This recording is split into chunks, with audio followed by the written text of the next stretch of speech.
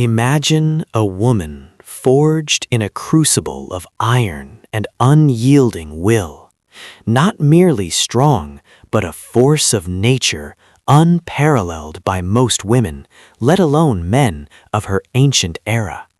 From childhood, she was molded not into a delicate ornament, but a formidable warrior, an agile athlete, a future mother destined to bear heroes. Her body, a living testament to Spartan military discipline, knew no fragility.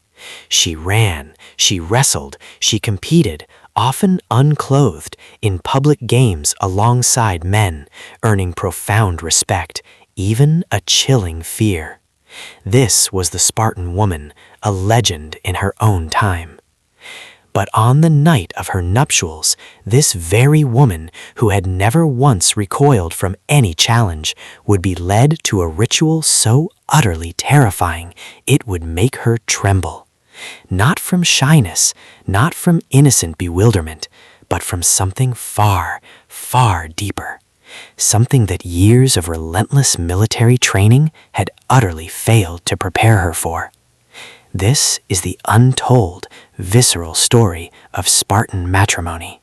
Is the chilling account of the brutal price even the strongest women paid to perpetuate the most formidable war machine of the ancient world.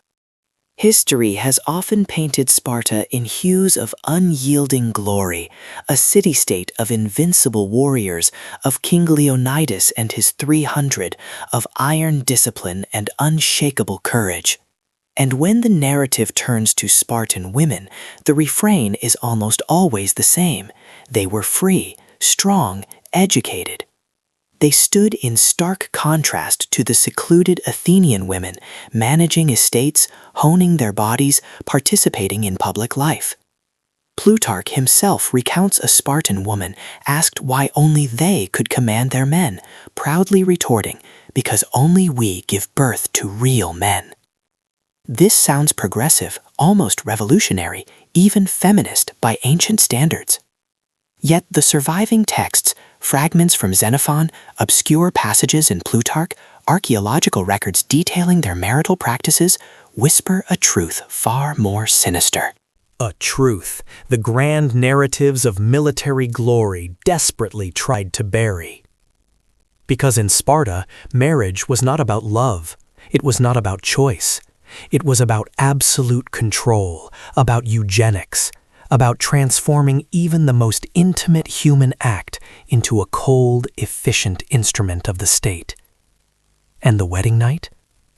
That was the precise, horrifying moment when even the fiercest Spartan woman discovered the harsh, unyielding limits of her vaunted freedom. To truly grasp the terror, we must begin at the very beginning. In Sparta, marriages were meticulously arranged by the state, typically when a woman reached the age of 18. There was no public ceremony, no joyous feast, no flowing white veils, no whispered promises of future happiness. What there was, instead, was a chilling, simulated abduction. Plutarch describes the process with a disturbing, clinical detachment. The chosen man would seize the woman, quite literally, by force. She would then be received by a matron, who would perform the first shocking act. She would completely shave the woman's head.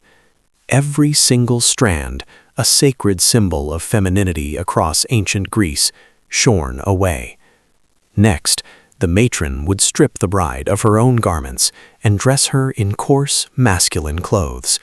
Finally, in this utterly transformed state, she was laid down, alone, in a darkened room, waiting for the man who would come for her, not as a husband, but as if she were another soldier. Let that image pierce you, her head shaved bare, clothed like a man. This wasn't some gentle symbolism, some quaint tradition. It was devastatingly literal. The bride was systematically stripped of her very feminine identity. Her hair, the crowning glory of women throughout the Hellenic world, was cut close to the scalp with crude bronze blades. her flowing female attire replaced by a rough, shapeless male tunic. And then, in this profoundly dehumanizing condition, she was abandoned to the oppressive darkness, left to anticipate the arrival of a stranger, who would approach her as if she were merely a comrade in arms. And here, in this shadowed room, a truth far more unsettling than mere forced cohabitation would soon reveal itself. The husband, her new husband, did not live with her. Even after the ritual, after this grotesque parody of a wedding night, he continued to reside in the military barracks, sleeping among his fellow soldiers. His visits to his wife were clandestine, furtive, undertaken in the deepest secrecy, as if the very act of intimacy were forbidden, a breach of military protocol. It was a secret, whispered liaison, hidden from both the state and often from the light of day itself. As Paul Cartledge, the eminent Cambridge University scholar of Sparta, so precisely articulated, Spartan marriage was fundamentally an institution of eugenic procreation. In this brutal system, the erotic component, any genuine human connection, was deliberately suppressed, all in favor of military discipline and meticulous reproductive control. Suppressed, controlled, transformed into a grim duty. But why the shaved head? Why the masculine attire? Why this bizarre, almost theatrical charade? The answer lies embedded in the very bedrock of Spartan society. Spartan men lived in exclusively male communities from the tender age of 7. They were raised together, trained together, slept together, fought together. They forged intensely profound bonds, both physical and emotional, with their comrades in arms. Plutarch, again, offers a stark, unflinching observation. Spartan men, he noted, felt for their beloved male companions a passion they simply did not feel for their wives. This wasn't a euphemism, it was a historical declaration of fact. Within that rigidly defined context, the woman represented something profoundly unsettling. She was the other, the distinctly different, the element that threatened to deviate from the established order of their meticulously militarized world. Therefore, to make the matrimonial act palatable, to make it even possible for these men, the woman herself had to be transformed. She was stripped bare of her disruptive femininity, disguised, made to resemble the only thing the Spartan man truly knew and was comfortable with, another soldier. It was a brutal, dehumanizing psychological trick, and by all accounts, it worked. Xenophon, in his insightful work on the Spartan constitution, leaves no room for doubt. They believed, he wrote, that the union should occur when both parties were at the absolute peak of their physical strength, ensuring that the offspring would be equally robust. Strength, discipline, healthy children for the inexorable demands of war. Nothing beyond this mattered. Nothing else was considered. A fragment discovered in the writings of the geographer Strabo even mentioned that Spartan women were meticulously trained to endure the excruciating pain of childbirth with the same unwavering courage with which men endured the agony of battle. Always to endure, always to bear the burden. But this, horrifyingly, was only the beginning of their silent suffering. There exists a chilling detail that almost no ancient text overtly mentions, yet it pulses, unspoken, in the deliberate silences, in the carefully chosen words. The nocturnal encounters between husband and wife were not secret merely out of military discipline. They were secret precisely because they needed to remain transgressive, illicit, almost forbidden. The anthropologist Claude Colomb, a keen scholar of ancient Greek sexual practices, argued persuasively that the furtiveness of conjugal encounters in Sparta served a crucial purpose. It maintained the intense erotic tension intrinsically associated with transgression. This tension, Kalam posited, was essential to overcome the deeply ingrained psychological resistance many Spartan men harbored towards heterosexual contact. In essence, the Spartan state had engineered a system where marriage was treated as something almost illegal, akin to adultery, bordering on sin, because only in that clandestine urgency, in the constant thrilling fear of discovery, could the soldier effectively fulfill his reproductive duty. Plutarch recounts harrowing cases of men who fathered children without ever having seen their wives in the full light of day. Some, he noted, had graying beards before they clearly saw the faces of the women they were bound to. Consider the sheer cruelty of this existence. Imagine being a Spartan woman, strong, fiercely trained, prepared for any physical hardship, only to discover that your profound role was not to be loved, not to be genuinely desired. Your role was to be tolerated, endured, used just enough to generate more soldiers for the state. And yet, she was expected to accept this profound indignity in absolute silence, because in Sparta, even desire, even the most fundamental human yearning for connection, was considered the property of the state. Yet, a darker, even more insidious layer existed within this ruthless system.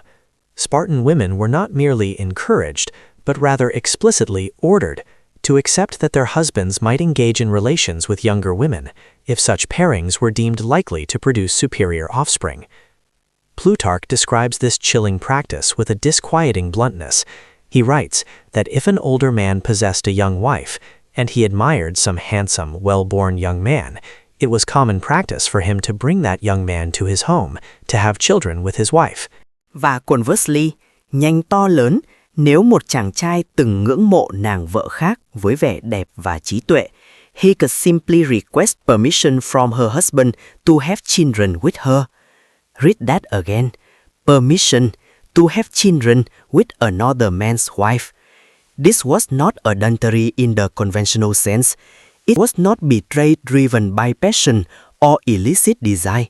It was cold, calculated eugenic policy enforced by the state, and the women, the wives whose bodies were offered up in these arrangements, were they consulted? Did their desires, their feelings, their very consent matter in the slightest?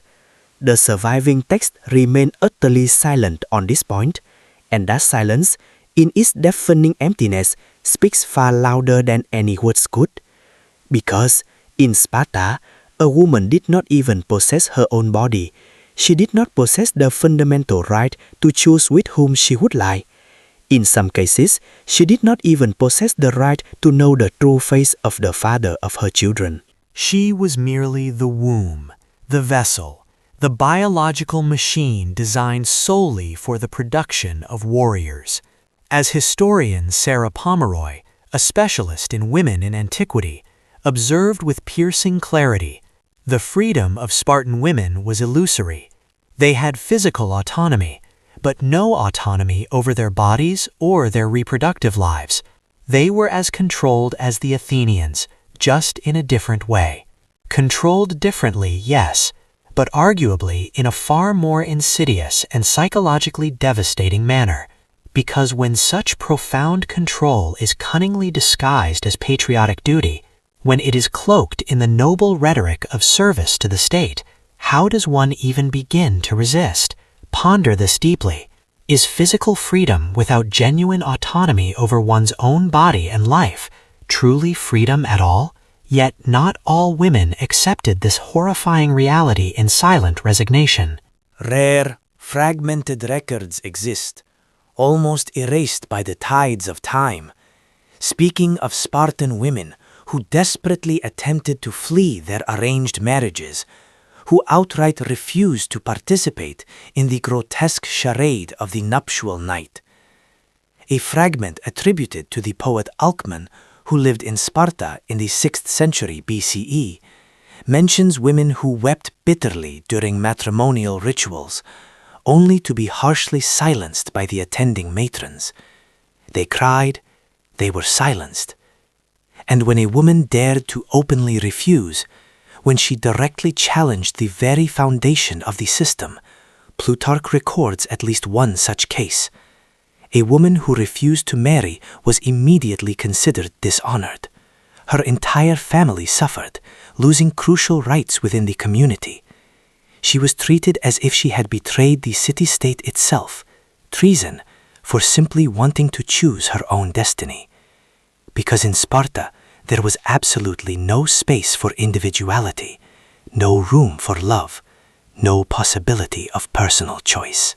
There was only unquestioning obedience, and the carefully cultivated illusion that such obedience was inherently glorious. The philosopher Aristotle, a critical observer of Spartan society, wrote with keen insight. The Spartans allow their women to live licentiously and in luxury because the men are always at war. But this freedom, he implied, was merely abandonment. Abandonment, yes, but cleverly disguised as autonomy. Behind that closed, darkened door, a truth far more profound, far more terrifying, was slowly unfolding. Let us speak of what no one else dares to. Sparta did not fall because of external enemies, not primarily. Sparta collapsed because of its own profound internal brutality. By the 3rd century BCE, the population of true Spartan citizens was in catastrophic decline. Historical records show that from an estimated 8,000 citizens at its zenith, fewer than 1,000 remained. Why this devastating demographic collapse? Because the women simply stopped bearing children in the quantities the state so desperately demanded. Aristotle himself observed that in Sparta, a staggering 2/5 of all land belonged to women, a direct inheritance stemming from the dysfunctional marriage system. With men constantly away at war and families deliberately fragmented, women inherited properties, gaining economic power. But they lacked any real intrinsic incentive to perpetuate the next generation of soldiers for a system that had so profoundly dehumanized them. This wasn't organized sabotage. It wasn't a conscious, coordinated rebellion. It was the slow, inexorable consequence of a system designed to crush the human spirit. When you treat matrimony as a mere factory for soldiers, when you brutally steal from people the fundamental right to love and be loved, when you coldly transform the most intimate human connection into a sterile duty owed to the state, eventually, inevitably, the entire system collapses under its own monstrous weight. As the historian Eva Cantarella so eloquently summarized, Sparta did not perish because its women were weak. On the contrary, it crumbled because its relentless system had rendered reproduction so utterly mechanical, so devoid of basic humanity, that even the most disciplined among them lost the profound will to participate. The dazzling military glory of Sparta, the legend that still echoes through the ages, was built upon the silent, agonizing suffering of generations of women. Women whose heads were forcibly shaved, whose bodies were meticulously controlled, whose most basic choices, even over their own reproductive lives, were brutally denied. When that imposed silence became utterly unsustainable, when the crushing weight of dehumanization grew far too heavy to bear, the empire, for all its vaunted strength, simply withered and disappeared. There is something profoundly unsettling, something that chills one to the bone, in realizing that Sparta, the very city we are taught to admire for its unparalleled strength, its iron discipline, its legendary courage, was simultaneously a society that transformed love into mere obedience and marriage into an instrument of absolute, unfeeling control. And there is something even more perturbing, more deeply disturbing, in acknowledging that this grim, controlling logic did not in fact die with Sparta. How many countless times throughout the vast tapestry of human history have we witnessed societies under different names with different banners continue to control the bodies of women? All in the name of something supposedly greater, the patria, the fatherland, the sacred tenets of religion, the unyielding grip of tradition. How many times has superficial freedom been offered with one hand, while the other held the invisible yet unbreakable chains of societal expectation and control? The women of Sparta could run, they could wrestle, they could manage vast properties, exert economic influence. But on that night of their nuptials, when the cold blade scraped their heads bare and the rough masculine tunic enveloped their bodies, they discovered the chilling, unvarnished truth. Their celebrated freedom had always been a meticulously constructed illusion, a cruel mirage designed to mask a deeper, more profound enslavement. And perhaps this is the most terrifying revelation of all within this forgotten narrative. It is not the overt violence that shocks us most profoundly. It is not the obvious physical brutality that makes our blood run cold. Rather, it is the brutality cunningly disguised as honor, the pervasive control expertly masked as duty, the absolute imprisonment cleverly veiled as glorious achievement. The official, sanitized history tells us that Sparta was great, truly great.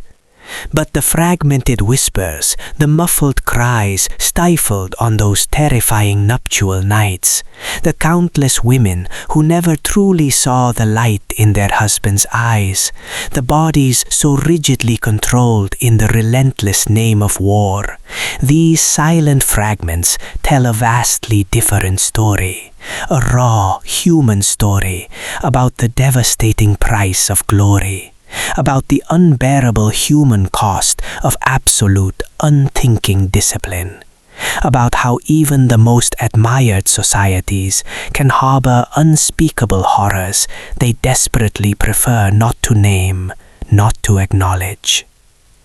And so, the haunting question remains, a question that refuses to be silenced, echoing through the corridors of time. Did these horrors truly remain confined to the distant past? Or do we, even today, in subtly altered forms, under different, more modern justifications, continue to sacrifice fundamental humanity upon the unyielding altar of order, of tradition, of perceived societal good? Think deeply on this, and then consider, when duty ruthlessly suffocates genuine desire, when relentless discipline extinguishes the very flame of personal choice, when grand glory is built upon foundations of enforced silence and profound suffering, who truly, in the end, emerges victorious? The answer, I believe, lies not in the victor's triumphant shouts, but in the echoes of those muffled cries. Because this story, this profound human story, does not truly end here. It resonates. It has always resonated. And as long as power, in any form, continues its relentless attempt to control bodies in the name of something greater, this chilling echo will persist, a perpetual warning from a forgotten past.